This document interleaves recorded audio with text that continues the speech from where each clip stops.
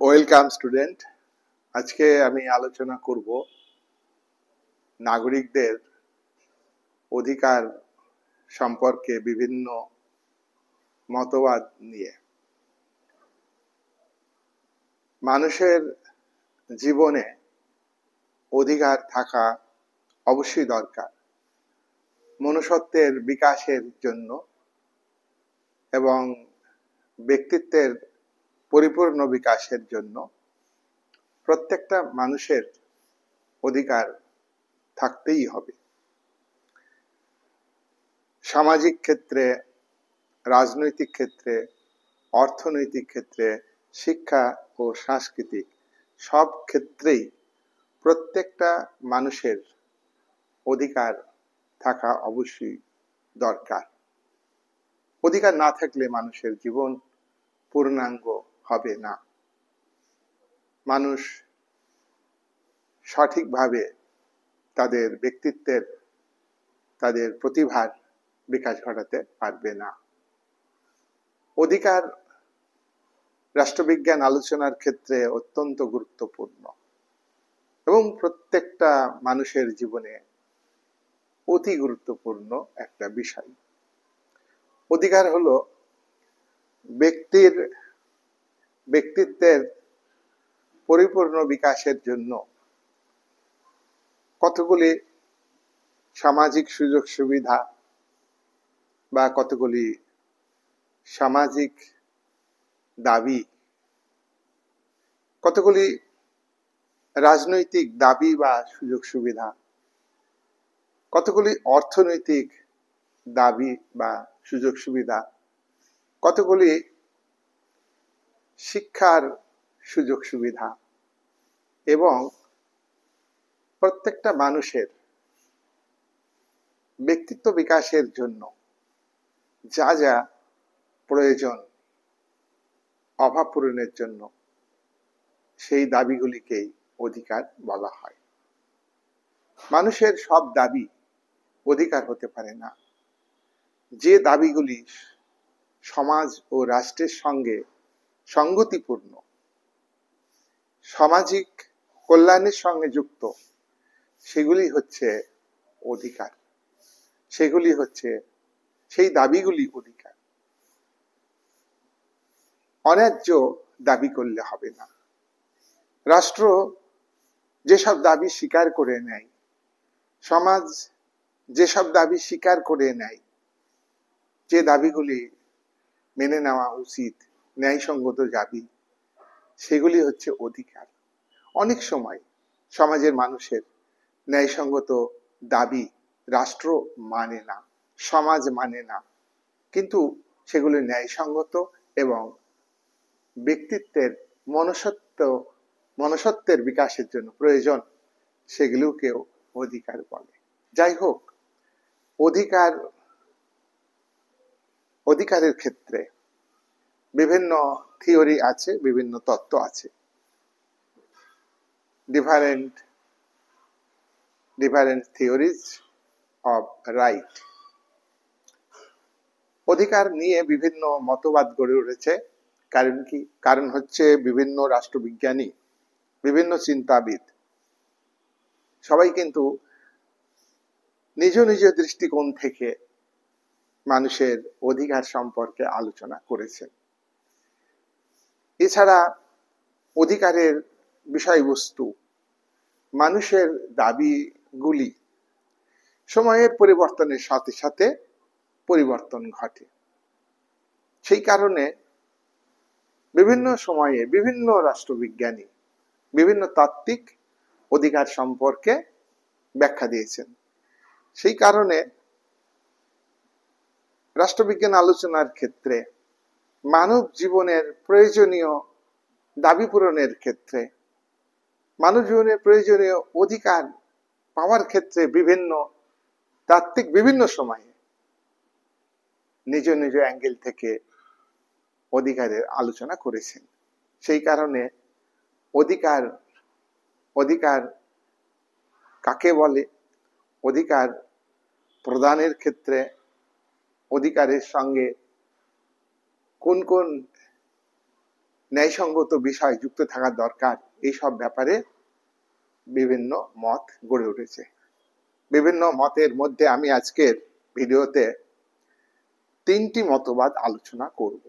3টি মতবাদ। সেই 3টি মতবাদ হচ্ছে অধিকার সম্পর্কে স্বাভাবিক মতবাদ বা স্বাভাবিক অধিকারের তত্ত্ব, theory of natural right. 2 number হলো থিওরি অফ লিগ্যাল রাইট, অধিকার সম্পর্কে আইনগত তত্ত্ব, লিগ্যাল থিওরি অফ রাইট। আর 3 নাম্বার হলো হিস্টোরিক্যাল থিওরি অফ রাইট। পরবর্তীকালে আমি আরো 2টি অধিকার সম্পর্কিত মতবাদ নিয়ে আলোচনা করব, সেটা অন্য ভিডিওতে। আজকের প্রথম যে মতবাদ সেটা হলো স্বাভাবিক অধিকারের তত্ত্ব। স্বাভাবিক অধিকারের তত্ত্ব, ন্যাচারাল রাইট সম্পর্কে আলোচনা। মানুষের জীবনে প্রত্যেকটা মানুষের ক্ষেত্রেই ন্যাচারাল রাইট থাকতে হবে। ন্যাচারাল রাইট সব থেকে বেশি গুরুত্বপূর্ণ। ন্যাচারাল রাইট এই রাইটগুলো রাষ্ট্র দেয় না, মানুষ দেয় না, এই রাইটগুলো সমাজ দেয় না। ন্যাচারাল রাইট হচ্ছে প্রকৃতি প্রদত্ত অধিকার। প্রকৃতি থেকে মানুষ আপনা আপনি পেয়ে থাকে, এগুলিকে বলা হয় ন্যাচারাল রাইটস। অর্থাৎ প্রকৃতি থেকে মানুষ তাদের অভাব পূরণের জন্য, তাদের চাহিদা পূরণের জন্য, তাদের ব্যক্তিত্বের বিকাশের জন্য যেসব দাবি বা সুযোগ সুবিধা পাই বা যেসব অধিকার পাই, সেগুলি হচ্ছে স্বাভাবিক অধিকার। দেখো, স্বাভাবিক অধিকার এটা রাষ্ট্র তৈরি করে না, রাষ্ট্রের সরকার তৈরি করে না, রাষ্ট্রের সরকার এই স্বাভাবিক অধিকার দিতে পারে না, কোনো সংগঠন এই স্বাভাবিক অধিকার দিতে পারে না। এই অধিকার হচ্ছে সর্বজনীন, এই অধিকার সর্বজনীন, এই অধিকার হচ্ছে চিরন্তন। তাই এই অধিকারগুলো কৃত্রিম অধিকার নয়, এই অধিকার হচ্ছে সহজাত অধিকার। জন্মসূত্রেই প্রত্যেকটা মানুষ এই অধিকার পাবে। প্রতিটা মানুষ যখন জন্মগ্রহণ করে তার কিন্তু স্বাভাবিক অধিকার থাকবে, সহজাত অধিকার থাকবেই। এই অধিকারগুলো নিয়েই মানুষ জন্মগ্রহণ করে। এই অধিকার স্টেট বা রাষ্ট্রের দ্বারা এবং রাষ্ট্রের সরকার দ্বারা তৈরি নয়। স্টেট বা রাষ্ট্রের সরকার মানুষকে এই অধিকারগুলো দেয় না। প্রি সোশ্যাল এবং প্রি সোশ্যাল মানে কি? সমাজ সৃষ্টির আগে মানুষ জন্মগতভাবে, সহজাতভাবে প্রকৃতির কাছ থেকে যে অধিকারগুলো পেত, সেই অধিকারগুলোকে প্রি সোশ্যাল বা প্রাক সামাজিক অধিকার বলা হয়। আর এই প্রাক সামাজিক অধিকারগুলি হচ্ছে স্বাভাবিক অধিকার বা ন্যাচারাল রাইট। প্রি পলিটিক্যাল মানে কি? রাজনীতি সৃষ্টির আগে, রাষ্ট্র সৃষ্টির আগে, রাজনৈতিক সমাজ গড়ে ওঠার আগেই মানুষ প্রকৃতির কাছ থেকে অধিকার পেত। এই অধিকারগুলো সহজাত, এই অধিকারগুলো স্বাভাবিক। তাই এই অধিকারগুলোকে প্রি পলিটিক্যাল রাইট বলা হয়। প্রি সোশ্যাল রাইট এবং প্রি পলিটিক্যাল রাইট এগুলি হলো ন্যাচারাল রাইট। এই স্বাভাবিক অধিকার সম্পর্কে বিভিন্ন রাষ্ট্রবিজ্ঞানী, বিভিন্ন মতবাদী ব্যাখ্যা দিয়েছেন। আমরা প্রথমেই সামাজিক চুক্তি মতবাদীদের বক্তব্য তুলে ধরব এই স্বাভাবিক অধিকার সম্পর্কে। তিনজন বিখ্যাত চুক্তিবাদী দার্শনিক আছে, তোমরা জানো। কে? ইংল্যান্ডের চরম রাজতন্ত্রের সমর্থক হবস, ইংল্যান্ডের নিয়মতান্ত্রিক রাজতন্ত্রের সমর্থক এবং উদারনীতিবাদী তত্ত্বের জনক জন লক, এবং ফরাসি দার্শনিক, ফরাসি বিপ্লবের আদর্শ যিনি ঘোষণা করেছিলেন, একাধিক দার্শনিক, তার মধ্যে বিখ্যাত দার্শনিক রুশো, তিনি স্বাভাবিক অধিকারের তত্ত্ব ব্যাখ্যা করেছেন। আমরা এই তিনজনের প্রথমে হবসের কথা আলোচনা করব। সময়ের দিক থেকে হবস আগে। ইংল্যান্ডে যখন উদীয়মান ধনিক বণিক শ্রেণী তারা ক্ষমতায় আসার চেষ্টা করছে, সে দেশের শিল্পায়ন হয়েছে, পুঁজিপতি শ্রেণীর ক্যাপিটালিস্ট ক্লাসের উদ্ভব হয়েছে, তারা কিন্তু ক্ষমতায় নেই, ক্ষমতায় আছে চরম রাজতন্ত্র। আর এই রাজতন্ত্রকে ব্যবহার করছে সামন্ত শক্তি বা সামন্ত প্রভুরা, জমিদার যোদ্ধারা।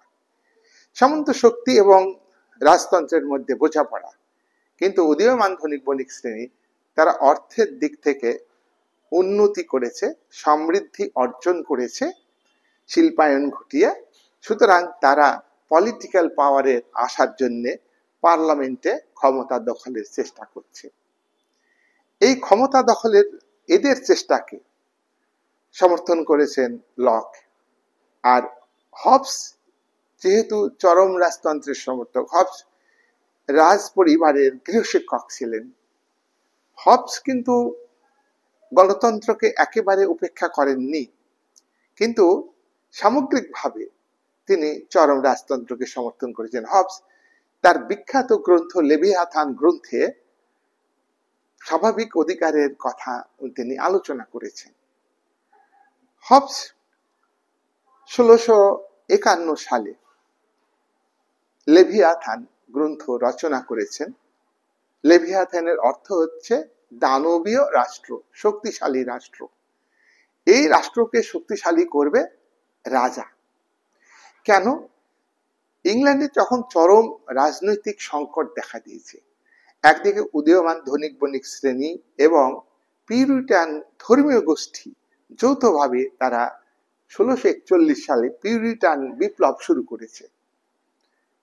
1649 সালে রাজা ক্রমওয়েলকে গলা কেটে ফেলা হয়েছে, শিরচ্ছেদ করা হয়েছে। আর হবসের বই প্রকাশিত হচ্ছে 1651 সালে। রাজতন্ত্র উচ্ছেদ হয়ে গেল। 1649 থেকে 1660 এই 11 বছর কাল ইংল্যান্ডের রাজনৈতিক ইতিহাসে রাজতন্ত্রের উচ্ছেদ হয়। পরবর্তীকালে আবারও রাজতন্ত্র ফিরে এসেছে, এখনো সে দেশে রাজতন্ত্র চলছে। এই চরম রাজতন্ত্রের সমর্থক হবস স্বাভাবিক অধিকার সম্পর্কে বলেছেন যে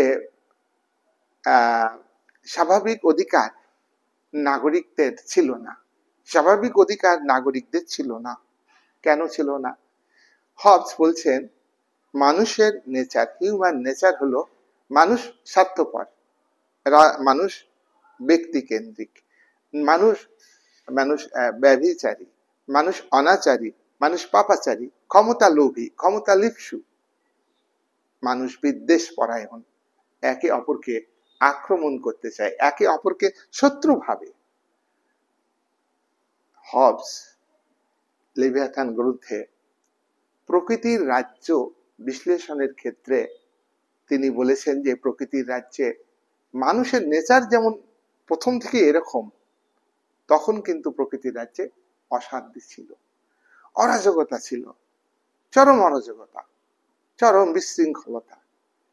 মানুষ একে অপরকে আক্রমণ করত, হত্যা করত, মানুষের জীবনে নিরাপত্তা ছিল না, সম্পত্তি রক্ষা করতে পারছে না, জোর যার মুলুক তার, এই হলো হবসের ব্যাখ্যা। সুতরাং সেই জায়গায় দাঁড়িয়ে প্রকৃতির রাজ্যে স্বাভাবিক অধিকার ছিল না। কিন্তু যখন চরম অরাজকতা চলতে চলতে মানুষ ভাবলো যে এই অরাজকতার হাত থেকে বাঁচতে হবে, আইন তৈরি করতে হবে, শাসক তৈরি করতে হবে, তখন জনগণ এক জায়গায় সমবেত হয়ে তাদেরই মধ্যে থেকে একজনকে রাজা মনোনীত করেছে এবং রাজার সঙ্গে আরো শাসক যুক্ত করেছেন। শাসন কর্তৃপক্ষ তৈরি করেছেন মানুষ। মানুষ সমবেত হয়ে চরম অরাজকতার হাত থেকে, চরম অস্থিরতার হাত থেকে নিজেদের মধ্যে শান্তি ফিরিয়ে আনার জন্য শাসক এবং শাসকের সঙ্গে চুক্তি করেছে। একটা চুক্তির মধ্যে ক্ষমতায় নিয়ে এসেছে ক্ষমতাসীন ব্যক্তিকে, অর্থাৎ রাজাকে, ব্যক্তি বা ব্যক্তি সংসদকে, আর তার হাতে চরম ক্ষমতা, অপ্রতিহত ক্ষমতা প্রদান করেছে, চূড়ান্ত ক্ষমতা। রাষ্ট্রের এইভাবে শাসক এবং এইভাবে রাষ্ট্র সৃষ্টি হয়েছে। আর সেই শাসক এবং রাষ্ট্র জনগণের স্বাধীনতা রক্ষা করবে, স্বাধীনতা রক্ষা করবে। স্বাধীনতা নাই, দিতে হবে স্বাধীনতা। ভূমি, জমি, ল্যান্ড রক্ষা করবে, মানুষের জীবন রক্ষা করবে, রাইট টু লাইফ, জীবনে বেঁচে থাকার যে অধিকার সেটা দিবে। আর এই অধিকার প্রদান করলে হবসের মতে এটাই হলো স্বাভাবিক অধিকার। তাহলে আমরা দেখলাম যে হবস বলেছেন যে প্রকৃতির রাজ্যে ন্যাচারাল রাইট ছিল না, কিন্তু চরম অরাজকতার হাত থেকে মানুষ প্রকৃতির রাজ্যে সমবেত হয়ে তাদের মধ্যে থেকে শাসন কর্তৃপক্ষ তৈরি করে সেই শাসন কর্তৃপক্ষের হাতে সাধারণ মানুষের, তাদের সাধারণ জনগণের অধিকার, স্বাধীনতা প্রদানের দায়িত্ব দিয়েছেন এবং তার সরকার, যে রাজা ক্ষমতায় এসেছেন, সে দায়বদ্ধ, চুক্তিবদ্ধ। এইভাবে মানুষের মধ্যে স্বাভাবিক একটা অধিকার পেয়েছে মানুষ। চুক্তিবাদী দার্শনিক জন লক, ইংল্যান্ডের দার্শনিক, ইনি উদীয়মান ধনিক বণিক শ্রেণীর পক্ষে একটি তত্ত্ব রচনার চেষ্টা করছেন। ইনি কিন্তু সামন্তবাদের বিরোধী, চরম রাজতন্ত্রের বিরোধী। তাই উদীয়মান ধনিক বণিক শ্রেণীর ক্ষমতায় আসার জন্য যে তত্ত্বটা দরকার, সেই তত্ত্বটা কিন্তু জন লক তৈরি করেছেন। জন লক পুঁজিবাদের পক্ষে, ক্যাপিটালিজমের পক্ষে। জন লক চাইছেন ক্যাপিটালিস্টদের মধ্যে থেকে প্রতিনিধি পার্লামেন্টে যাক, আর সামন্ত শ্রেণীর যে প্রতিনিধি তারা ক্ষমতাচ্যুত হোক। এই তত্ত্ব হচ্ছে উদারনীতিবাদী তত্ত্ব। ব্যক্তিগত স্বাধীনতা, ব্যক্তিগত অধিকার, এই সমস্ত প্রদানের কথা লক তার তত্ত্বে উল্লেখ করেছেন। এই জন লক তিনি কিন্তু স্বাভাবিক অধিকারের কথা বলছেন। লক বলছেন যে, হবস বলছেন যে হিউম্যান নেচার খারাপ, মানুষ হিংসা পরায়ণ, বিদ্বেষ পরায়ণ, মানুষ লোভী, ক্ষমতা লোভী, মানুষ তার মধ্যে দয়া মায়া নেই। এই কথাটা ঠিক নয়। লকের মতে মানুষ সহজ সরল, মানুষ সৎ, মানুষ শান্তি চাই, শান্তিতে বসবাস করত প্রকৃতির রাজ্যে।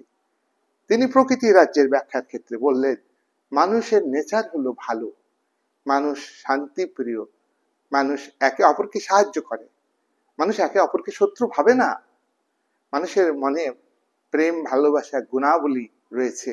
অতএব মানুষ কিন্তু প্রকৃতির রাজ্যে খুব শান্তিতে ছিল, সেখানে কিন্তু শান্তি বিরাজ করত। আর এই মানুষ আপনা আপনি প্রকৃতির কাছ থেকে কিছু কিছু সুযোগ সুবিধা পেত, কিছু অধিকার পেত। এই অধিকারগুলি হচ্ছে স্বাভাবিক অধিকার।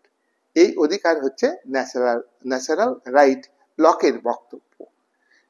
হবস যেখানে ন্যাচারাল রাইটকে প্রথমে স্বীকারই করেননি, কিন্তু লক সেখানে ন্যাচারাল রাইটকে স্বীকার করছেন এবং লক তার two treatises on civil government, 1690 সালে লেখা এই গ্রন্থে বলেছেন যে জনগণ প্রথমে শান্তিতে ছিল, কিন্তু সম্পত্তির উপর ব্যক্তিগত মালিকানা সৃষ্টি হলো, তোমার শ্রম বিভাজন এলো, তখন মানুষের মধ্যে স্বার্থ বিবাদ এইগুলো লেগে গেল। মানুষ সরল মানুষ জটিলে পরিণত হলো, যেখানে শান্তি ছিল অশান্তি, অরাজকতা এইগুলো সৃষ্টি হলো। প্রকৃতির রাজ্যে যে ন্যাচারাল রাইট পেত, প্রকৃতির রাজ্যে যে ন্যাচারাল ল, অর্থাৎ প্রকৃতিতে মানুষ আপনি কিছু নিয়ম মেনে চলত। এই নিয়ম সরকার তৈরি করতো না, এই রাষ্ট্র ছিল না, সরকার ছিল না, এই নিয়মগুলো তারা নিজেরাই আপনি করে ফেলতো। আবার সেই নিয়মের মাধ্যমে তারা কতগুলি আপনি অধিকার পেয়ে যেত। কিন্তু সব হারিয়ে গেল, ন্যাচারাল ল হারিয়ে গেল, ন্যাচারাল রাইট হারিয়ে গেল।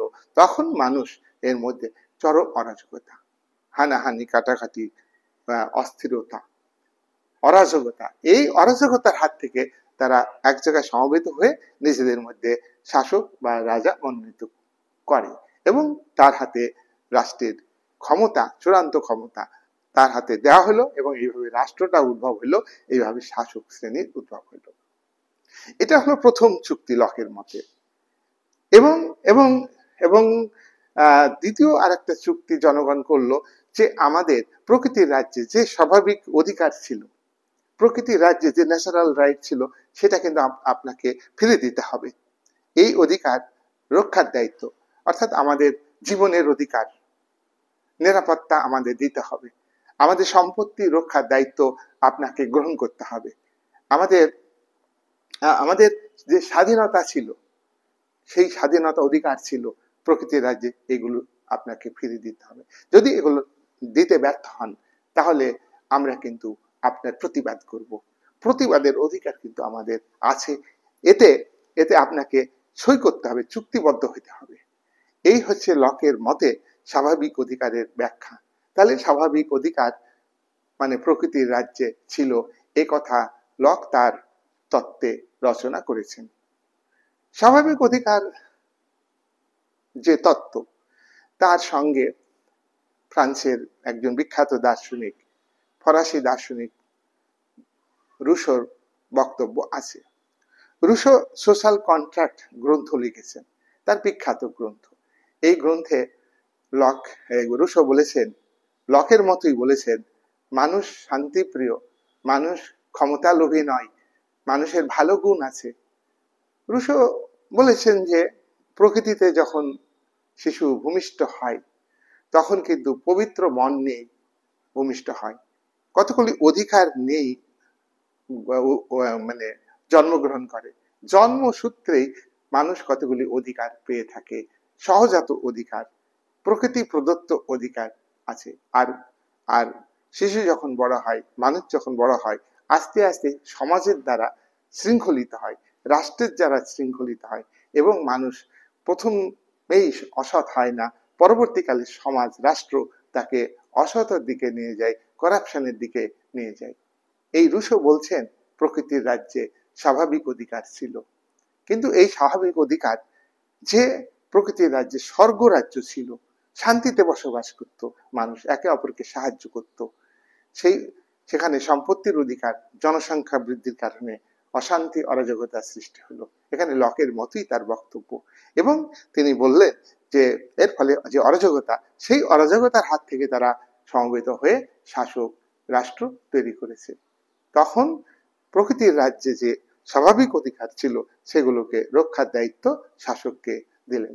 এবং রুশো ক্ষেত্রে বলছেন যে শাসক হবে সেই যারা যারা রিয়াল উইলের দ্বারা পরিচালিত হবে।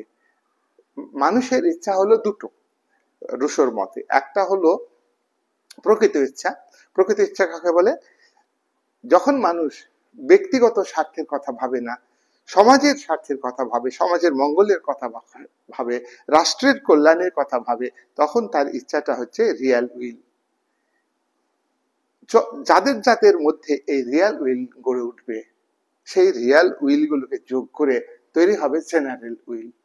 আর এই জেনারেল উইলের হাতে রাষ্ট্রের সার্বভৌম ক্ষমতা দিতে হবে, এবং এই রিয়াল উইলের হাতে নাগরিকদের সহজাত যে অধিকারগুলো, জন্মসূত্রে যে অধিকারগুলো, সেগুলো সেগুলো দিবে এই এই সাধারণ ইচ্ছার অর্থাৎ মঙ্গলের ইচ্ছার দ্বারা যে সরকার তৈরি হবে সেই সরকার।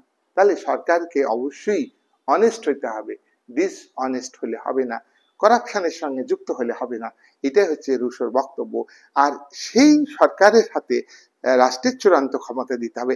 সেই সরকারের হাতে জনগণের যে যে প্রকৃতির রাজ্যে যে স্বাভাবিক অধিকার ছিল মানুষের, সেই অধিকার নষ্ট হয়ে গেছে, সেই অধিকারকে ফিরে দিবে। যে যে প্রকৃতির রাজ্যে যে স্বর্গ ছিল, স্বর্গ রাজ্য ছিল, সেই স্বর্গ রাজ্যটা নরকে পরিণত হয়েছে। সেই নরকের হাত থেকে, নরক সমাজের হাত থেকে, নরক রাষ্ট্রের হাত থেকে বাঁচাবে কে? রাজা। এইভাবে রুশো জেনারেল উইলের মাধ্যমে নাগরিকদের স্বাভাবিক অধিকার রক্ষার কথা বলেছেন। স্বাভাবিক অধিকারের তত্ত্বের ক্ষেত্রে আরেকজন আমরা দার্শনিকের নাম বলবো, তিনি হলেন ভাববাদী দার্শনিক গ্রিন। ইংল্যান্ডের একজন বিখ্যাত চিন্তাবিদ টি.এইচ. গ্রিন এবং ল্যাস্কি, তারা কিন্তু নাগরিকদের স্বাভাবিক অধিকারের কথা বলেছেন। গ্রিন বলছেন যে রাষ্ট্রের শাসক অনেক সময় ভুল করতে পারে।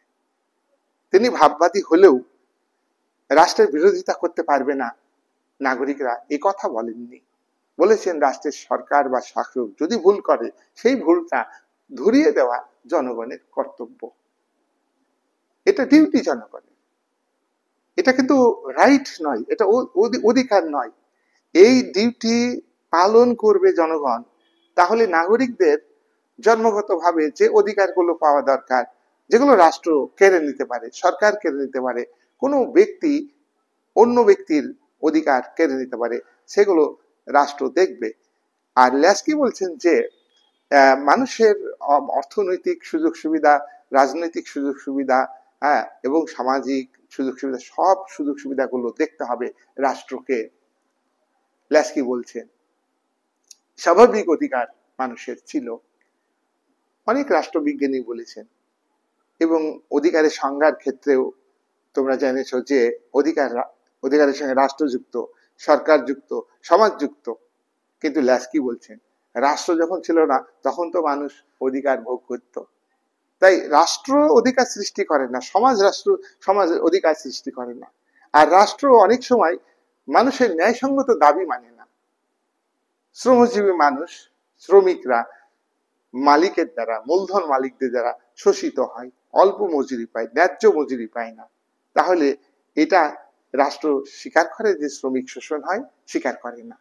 আর মূলধন মালিকরা ব্যাপক পরিমাণ মূলধন বিনিয়োগ করে প্রচুর দ্রব্য তৈরি করে বাজারে অবাধে বিক্রি করছে, খোলা বাজার অর্থনীতিতে বর্তমানে বিশ্বায়নের যুগে বিক্রি করছে, সেখানে রাষ্ট্র কোনো বাধা দিচ্ছে না। তাহলে তাদেরটা অধিকার হয়ে গেল, তাদেরটা অধিকার। ওটা শুধু বাধা দিচ্ছে না তাই নয়, রাষ্ট্র অতন্ত্র প্রহরীদার। মাল্টি ন্যাশনাল কর্পোরেশন, বড় বড় কোম্পানি, তারা মূলধন যাতে জামাই আদরে বিনিয়োগ করতে পারে।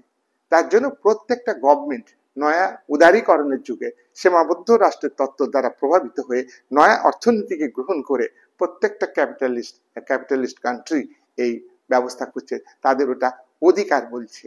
তাই ল্যাস্কি বলছেন সহজাত যে অধিকার মানুষের ছিল, সেটা কিন্তু রাষ্ট্র সৃষ্টির আগে ছিল। রাষ্ট্র অধিকার অনেক সময় নষ্ট করে দিচ্ছে।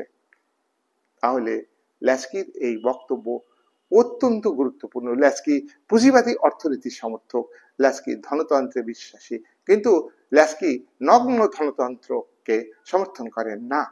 ল্যাস্কি পুঁজিবাদী সমাজ ব্যবস্থায় শ্রমিক শোষণকে সমর্থন করেন না।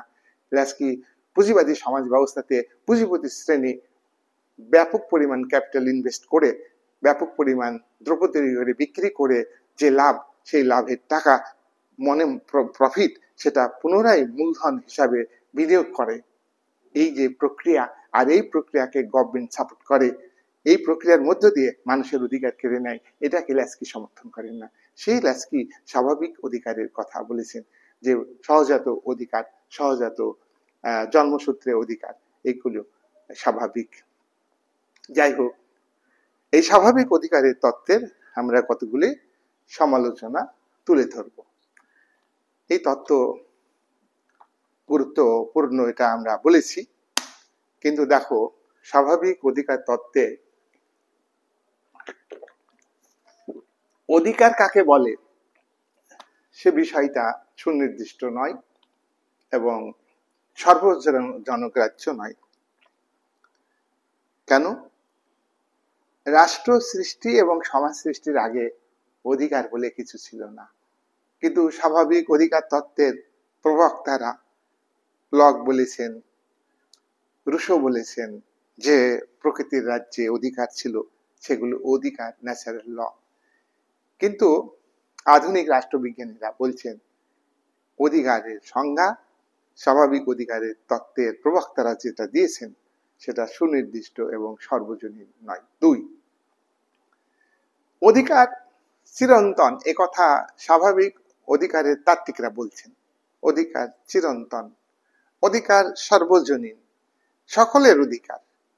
আর এটা প্রকৃতির কোলে মানুষ বাস করে মানুষ অধিকারগুলো পেয়েছিল, এগুলো পাবে, এখনো পাবে। তাই অধিকার চিরন্তন, চিরদিন ছিল, আছে, থাকবে, এই তত্ত্ব কিন্তু ঠিক না। অধিকারের ধারণা বহুবার চেঞ্জ হয়েছে। দেখো দাস ব্যবস্থা, কৃতদাস ব্যবস্থা, সেটা তো একসময় স্বাভাবিক বলেই মেনে নেওয়া হতো। গ্রিক দার্শনিক, রাষ্ট্রবিজ্ঞানের জনক, প্রাচীন গ্রিক দার্শনিক এবং রাষ্ট্রবিজ্ঞানের জনক অ্যারিস্টটল, তিনিও বলেছেন যে দাস ব্যবস্থা স্বাভাবিক। তাহলে সেই দাস ব্যবস্থা কি আজকে স্বাভাবিক বলে মনে করা হচ্ছে গণতন্ত্রের যুগে, বিশ্বায়নের যুগে? না। তাহলে স্বাভাবিক অধিকার তত্ত্বের প্রবক্তারা যেটা অধিকার চিরন্তন শাশ্বত বলেছেন সেটা কিন্তু ঠিক নয়। 3 নম্বর সমালোচনা, স্বাভাবিক অধিকার তত্ত্বের প্রবক্তারা অধিকারের যে ব্যাখ্যা দিয়েছেন সেটা কিন্তু কাল্পনিক। প্রকৃতির রাজ্যে কোনো কর্তৃপক্ষ ছিল না মানুষের সুযোগ সুবিধা দেওয়ার ক্ষেত্রে, এবং মানুষ কোনো কর্তৃপক্ষের কাছে দাবি করতে পারেনি। এটা কল্পনা, এটা কাল্পনিক একটা তত্ত্ব। 4, স্বাভাবিক অধিকার তত্ত্বের প্রবক্তারা বলছেন অধিকার অবাধ, অনিয়ন্ত্রিত। কিন্তু অবাধ অধিকার বলে কিছু হতে পারে না, অনিয়ন্ত্রিত অধিকার বলে কিছু হতে পারে না। অনেক মানুষ, অশুভ শক্তির মানুষ, তারা হত্যা করব বলে ইচ্ছা প্রকাশ করতে পারে, দাবি করতে পারে। আইন অমান্য করব বলে তারা দাবি করতে পারে। সেগুলো কি তাদের অধিকার হবে বলো? আর তারা অধিকার পাওয়ার ক্ষেত্রে আইন অমান্য করছে, রাষ্ট্রের বিচার ব্যবস্থাকে অমান্য করছে, তাহলে সমাজে শৃঙ্খলা থাকবে না। তাই অধিকার অনিয়ন্ত্রিত, অধিকার অবাধ। স্বাভাবিক অধিকারের তাত্ত্বিকরা বলেছেন এ কথা ঠিক না। অধিকার নিয়ন্ত্রিত, অধিকার অবাধ নয়। অবাধ অধিকার অপরের অধিকারকে কেড়ে নেবে, অনিয়ন্ত্রিত অধিকার সমাজে বিশৃঙ্খল পরিস্থিতি সৃষ্টি করবে। 5 নম্বর হচ্ছে অধিকার কিন্তু সমাজ ভিত্তিক, এ কথা মানতেই হবে। প্রি সোশ্যাল অধিকার ছিল না। যেদিন সমাজ সৃষ্টি হয়েছে, সমাজে প্রথা সৃষ্টি হয়েছে, নিয়ম তৈরি হয়েছে, সেদিন থেকে মানুষ অধিকার পেয়েছে। আর অধিকার যেদিন রাষ্ট্র সৃষ্টি হয়েছে, রাষ্ট্র বিভিন্ন গণতান্ত্রিক রাষ্ট্রের সংবিধানে বিভিন্ন ধরনের অধিকারের কথা উল্লেখ করা হয়েছে। ভারতের সংবিধানের 3য় পার্টে 12 থেকে 35 ধারায় মৌলিক অধিকারের কথা উল্লেখ করা হয়েছে। একাধিক, মূল সংবিধানে 7টি মৌলিক অধিকার ছিল। পরবর্তীকালে 1978 সালে 1978 সালে 44তম সংবিধান সংশোধনের মাধ্যমে সম্পত্তির অধিকারকে বাদ দেওয়া হয়েছে। এটাকে সাধারণ একটা অধিকার হিসাবে 300A ধারাতে উল্লেখ করা হয়েছে, মৌলিক অধিকার নয়। তাই সেই দিন থেকে বর্তমানে মৌলিক অধিকার 6টি। নেক্সট হচ্ছে এই মতবাদের সমালোচনা। কি সমালোচনা? 6 নাম্বার, রাষ্ট্রের যে ধারণা, রাষ্ট্র একটা বিমূর্ত, আর রাষ্ট্রের সরকার রাষ্ট্রকে পরিচালনা করে, রাষ্ট্রকে চোখে দেখা যায়।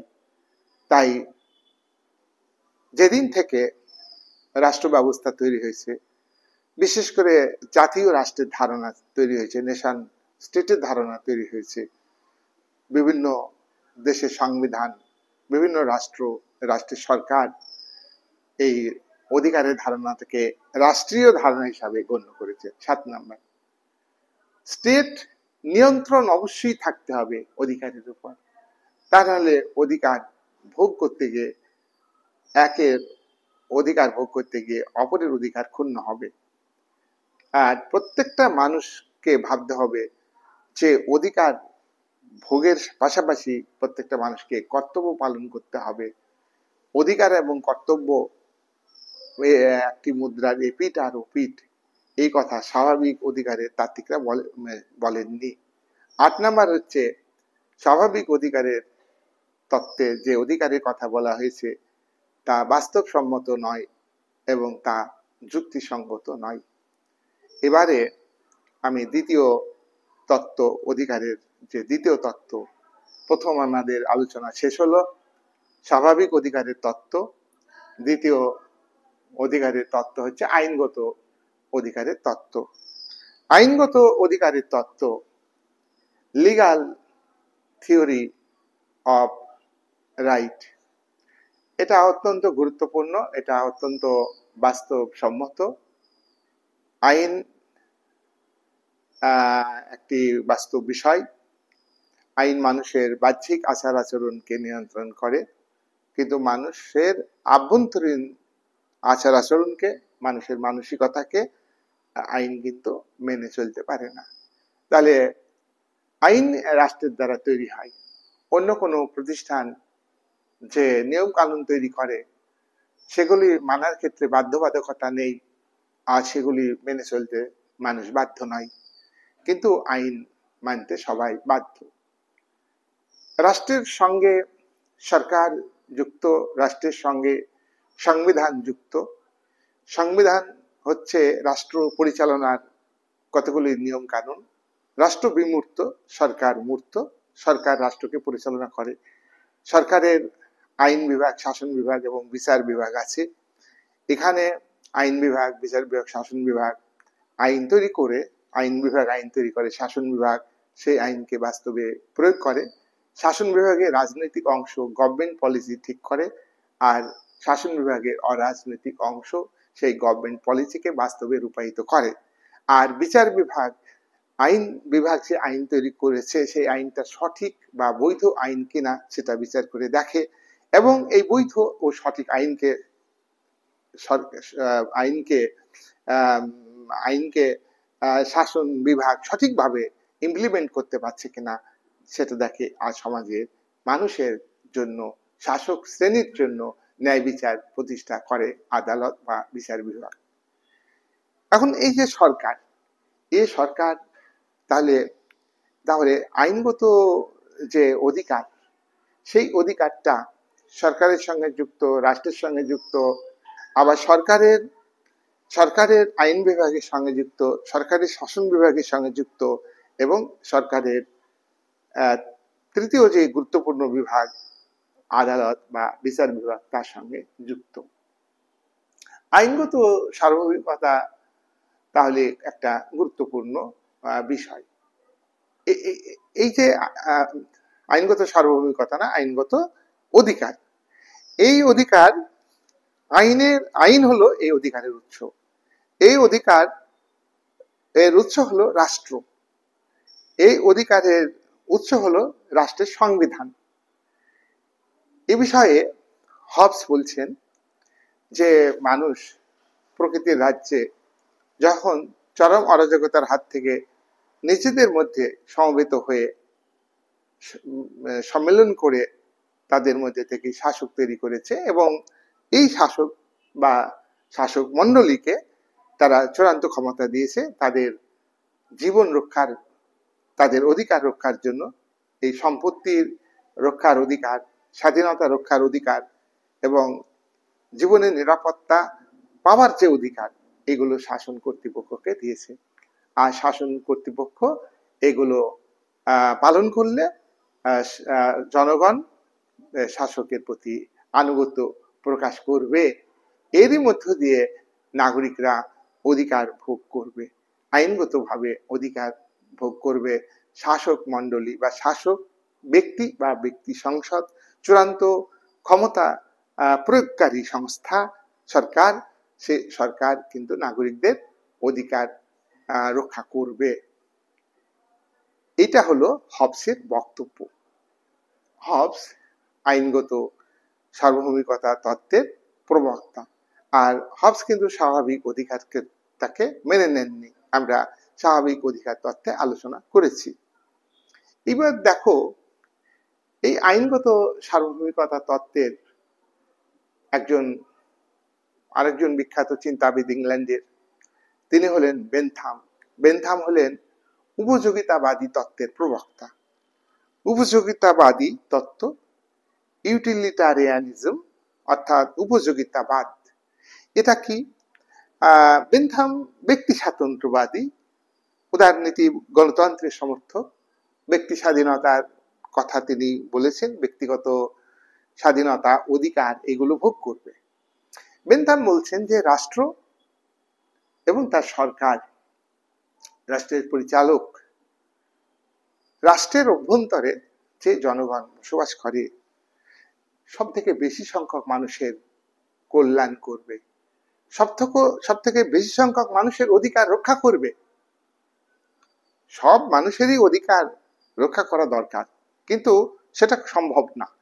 তাই বেশি যতটা ম্যাক্সিমাম ম্যাক্সিমাম মঙ্গল করবে, অর্থাৎ ম্যাক্সিমাম মানুষের ম্যাক্সিমাম অধিকার প্রদান করবে, এটা হচ্ছে বেনথামের বক্তব্য। Is it clear? তো বেনথাম এইভাবে আইনগত অধিকারের কথা বলেছেন। সরকারি যে কর্তৃপক্ষ আইন তৈরি করবে আইনসভাতে, এবং সংবিধানে যে অধিকারের কথা উল্লেখ আছে সেই অধিকারগুলো জনগণকে প্রদান করবে জনগণের কল্যাণের জন্য। সব জনগণের কল্যাণ করতে পারবে না, কিন্তু ম্যাক্সিমাম জনগণের কল্যাণ করবে। রাষ্ট্রের কাজ হলো সর্বাধিক সংখ্যক মানুষের সর্বাধিক মঙ্গল করা। এখানে বেনথামের এই আইনগত নাগরিকদের অধিকারের যে তত্ত্ব, এইটা জন স্টুয়ার্ট মিল আরেকটু কিন্তু সংযোজন করেছেন। কি? জন স্টুয়ার্ট মিল বলছেন যে রাষ্ট্র শুধু ম্যাক্সিমাম রাইট দিবে, ম্যাক্সিমাম মানুষের মঙ্গল করবে, ম্যাক্সিমাম পরিমাণ, অর্থাৎ ম্যাক্সিমাম মানুষের অধিকার ম্যাক্সিমাম পরিমাণ অধিকার দেবে, শুধু এটা দিলে হবে না। তো কি ধরনের অধিকার দিচ্ছে? তার কোয়ালিটি দরকার। অধিকারের যে প্রকৃতি, নেচার, ভালো অধিকার আছে, খারাপ অধিকার আছে। সব থেকে ভালো অধিকার যা ব্যক্তিত্বের পরিপূর্ণ বিকাশ ঘটাবে, সমাজের মঙ্গল হবে, সব থেকে বেশি মানুষের সর্বাধিক সুখ, নাগরিকদের অধিকার প্রদান করবে, সর্বাধিক সুখ দেবে রাষ্ট্র, সর্বাধিক সংখ্যক মানুষের সর্বাধিক পরিমাণ সুখ বিধানের ব্যবস্থা করবে রাষ্ট্র। এটা বেনথামের কথা। কিন্তু সর্বাধিক সংখ্যক মানুষের সর্বাধিক পরিমাণ সুখ, এটাই বড় কথা নয়। সুখটা কি ধরনের সুখ? ভালো সুখ, খারাপ সুখ আছে তো, বা অপেক্ষাকৃত ভালো, অপেক্ষাকৃত খারাপ। রাষ্ট্র সর্বাধিক সুখ এবং সব থেকে বেশি উৎকৃষ্ট সুখ এটা দেবে। এটা হচ্ছে জন স্টুয়ার্ট মিলের বক্তব্য। এই সমস্ত বক্তব্য অত্যন্ত ভালো বক্তব্য। এখানে জন স্টুয়ার্ট মিল, তিনি ব্যক্তি স্বাতন্ত্র্যবাদী। আর আজকে এই অধিকার তত্ত্বেও তার বক্তব্য আছে, সেটা নিয়ে আজকে আলোচনা করছি। এইবার ইংল্যান্ডের আরেকজন তাত্ত্বিক, তিনি আইনগত সার্বভৌমিকতা তত্ত্বের প্রবক্তা জন অস্টিন। জন অস্টিন রাষ্ট্রের মানবীয় কর্তৃপক্ষ, ঊর্ধ্বতন কর্তৃপক্ষ, সেই কর্তৃপক্ষ চূড়ান্ত ক্ষমতা ভোগ করবে, সেই কর্তৃপক্ষ অনুরূপ আর একটা মানবীয় ঊর্ধ্বতন কর্তৃপক্ষের কাছে আনুগত্য স্বীকার করবে না। আর এই কর্তৃপক্ষের অধীনে যারা বসবাস করবে তারা সম্পূর্ণ স্বাধীন। আর এই ঊর্ধ্বতন মানবীয় কর্তৃপক্ষের কাছে তোমার স্বাধীন জনসমাজ আনুগত্য প্রকাশ করবে, আর তার বিনিময়ে নাগরিকদের রক্ষা করবে। নাগরিকদের বেঁচে থাকা, নাগরিকদের অধিকার রক্ষা করার দায়িত্ব সরকারের, এবং তার পরিবর্তে নাগরিকরাও আনুগত্য প্রকাশ করবে। আর রাষ্ট্র সার্বভৌম ক্ষমতার অধিকারী, আর এই ক্ষমতাকে প্রয়োগকারী হলো সরকার, ঊর্ধ্বতন মানবীয় কর্তৃপক্ষ। সেই কর্তৃপক্ষ যে নির্দেশ আদেশ দেয় সেটাই হচ্ছে ল। আর এই ল মানলে অধিকার পাবে, নাগরিকদের ল মানতে হবে।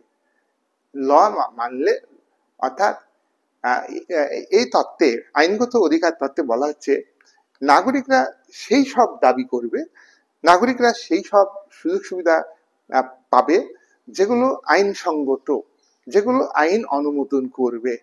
দেখো, আইন অনুমোদন করবে, এবং আইন বৈধ কি বৈধ না, আইন যদি অবৈধ হয় তাহলে নাগরিকরা সেই অবৈধতাকে প্রমাণ করতে হবে আদালতের মাধ্যমে। তাহলে রাষ্ট্রের আইন এবং আইনের প্রতি আদালতের সমর্থন, বিচারালয়ের সমর্থন থাকলে তাহলে কি হবে, নাগরিকরা সেই আইনকে মানবে, নাগরিকরা অধিকার পাবে। তাহলে আইনগত যে অধিকার, সেই অধিকারের উৎস হচ্ছে আইন। সেই অধিকার পাবে কি পাবে না তা নির্ভর করছে আইনের উপর। এই হচ্ছে আইনগত। এবং এখানে অধিকার কিন্তু রাষ্ট্র এবং তার সরকার এবং সংবিধান বাদে আর কেউ দিতে পারবে না, কোনো সামাজিক সংঘ অধিকার দিতে পারবে না। এটা হচ্ছে আইনগত অধিকার তত্ত্ব। নেক্সট হচ্ছে লাস্ট তত্ত্ব। আচ্ছা, সরি, এই যে আইনগত অধিকারের তত্ত্ব, এটা সমালোচনার ঊর্ধ্বে নয়, 1 নম্বর সমালোচনা। যারা বহুত্ববাদী, যারা রাষ্ট্রের হাতে চরম ক্ষমতা আছে বলছেন একত্ববাদীরা, কিন্তু বহুত্ববাদীরা বলছেন রাষ্ট্র একমাত্র প্রতিষ্ঠান নয় যে নাগরিকদের সব অধিকার দিতে পারবে।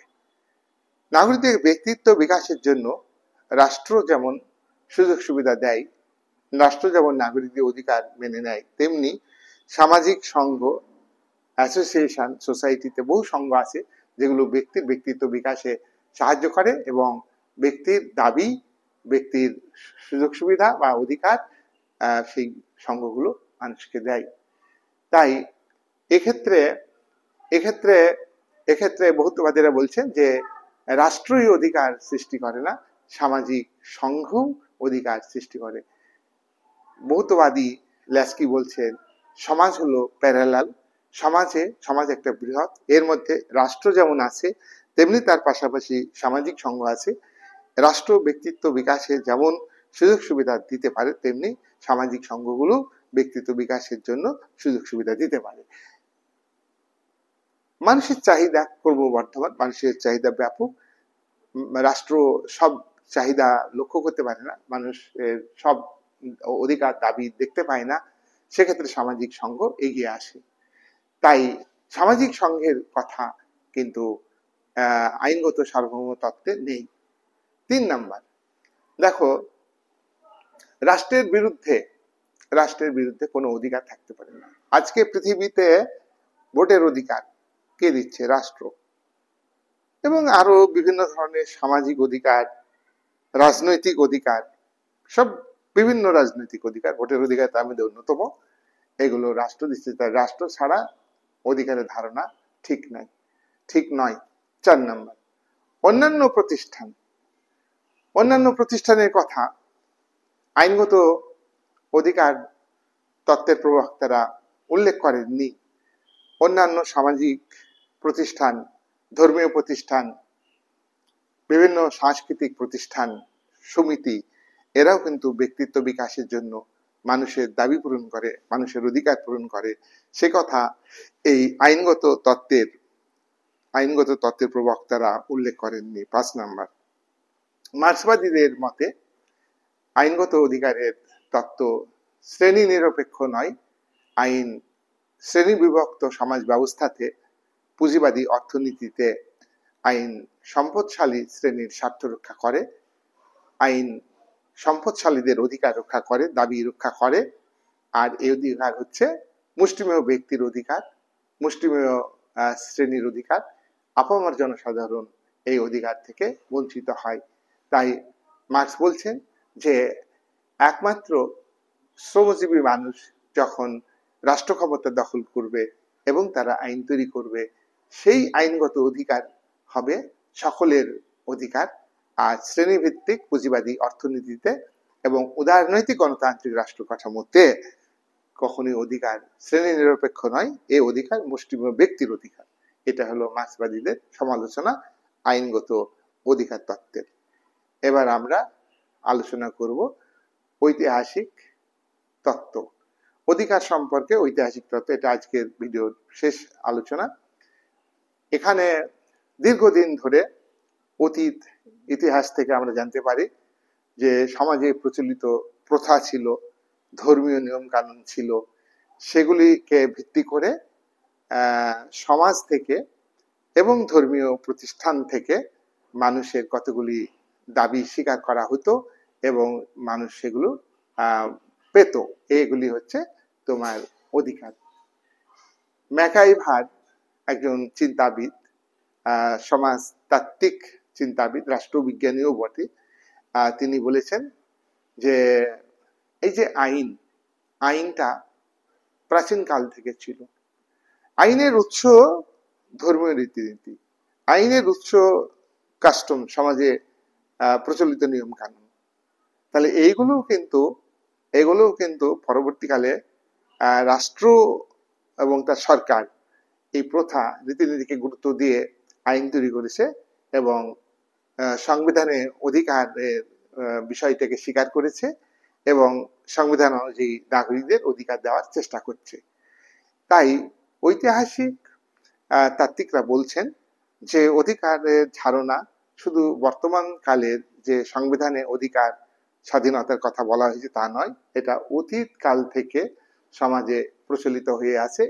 অধিকারের ধারণা ও আমেরিকার স্বাধীনতা যুদ্ধে যে ঘোষণা করা হয়েছিল জন্মগত অধিকারের কথা, অর্থাৎ সহজাত অধিকারের কথা বলা হয়েছে যে অধিকার নাগরিকদের দিতেই হবে। ব্রিটিশ সাম্রাজ্যবাদী সরকার 13টি উপনিবেশের জনগণের অধিকার কেড়ে নিয়েছে। সেই অধিকার আমরা আদায় করে নেব, আমরা রাজনৈতিক স্বাধীনতা পাবো এবং আমাদের দেশে নাগরিকদের অধিকার দেওয়া হবে। যদিও মূল সংবিধানে আমেরিকার নাগরিকদের অধিকারের কথা উল্লেখ ছিল না। পরবর্তীকালে 2 বছর পর, সংবিধান চালু হওয়ার 2 বছর পর, সংবিধান রচিত হয়েছে 1787 সাল থেকে 1789 সালে। এই সংবিধানে তোমার নাগরিক অধিকার ছিল না নাগরিকদের। তোমার পরবর্তীকালে বিল অফ রাইটস এর মধ্য দিয়ে সংবিধান সংশোধন করে তোমার 10 বার সংশোধন করে মৌলিক অধিকার হিসাবে রাষ্ট্রের সংবিধানে, আমেরিকার সংবিধান উল্লেখ করা হয়েছে।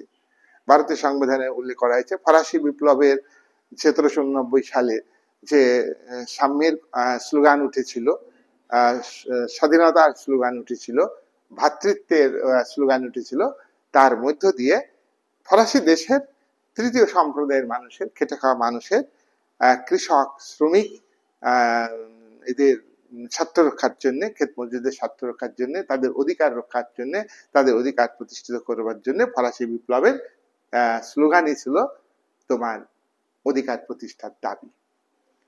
এবং ইংল্যান্ডে সংবিধান অলিখিত, সেখানে